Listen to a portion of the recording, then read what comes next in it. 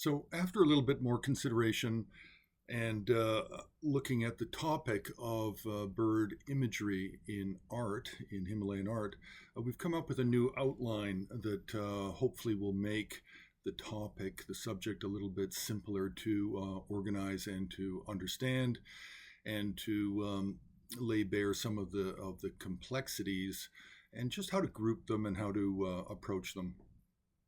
So, for the outline, we have six main categories. We have bird figures, we have figures with bird characteristics, accessories, symbols, birds in narratives, and birds in landscape. So for the first, bird figures, these are actually really birds, and they come out of Hinduism, Buddhism, and the Bun religion. And for the Indian bird deity really is Garuda, and there's a Hindu form and there's a Buddhist form, and of course the Buddhist form is based on the Vaishnava narratives, the narratives of Vishnu, and it's Vishnu's mount. So then the Buddhist one comes out of the Tantras, and it represents a kind of an emanation of the Buddha, a meditational figure for various functions. And then in the Bun religion, we have the Kyung, which has, again, a very different narrative and comes out of different texts and originates with the early childhood life story of Tompa Shenrap, the founder of the Bun religion. But for birds, we have these three that are actually birds: the Garuda, Hindu, Buddhist, Kyung, Bun.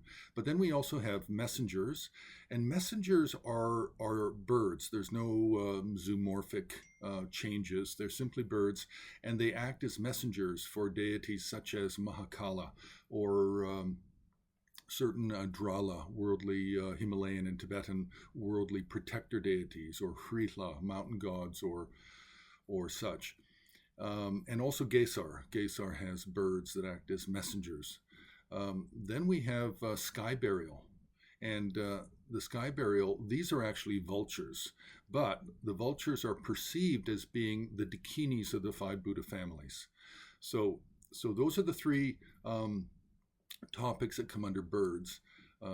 Deities with the Garuda and Kyung, messengers, and sky burial. Now, secondly, we have figures with bird characteristics. And with this, we have to look at, is it the face? Is it the head of the bird? Is it the wings? Or is it the feet?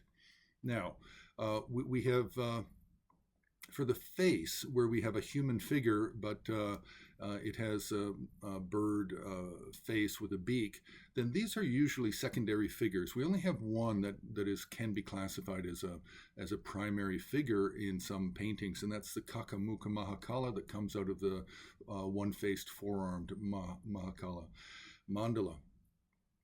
Now, with wings, we've already discussed at length about wings with deities and what's the earliest and where we mostly find them. Primarily, we find them with Nyingma revealed treasure Heruka figures. And with feet, bird feet, which is basically talons or claws, we actually only have the Trashitlamo, a form of Paldentlamo that we find popularized in Lhasa in the last few hundred years. But we also have to remember that the bird feet of Trashilamo can also be explained as foot binding in China, which can also be called bird feet.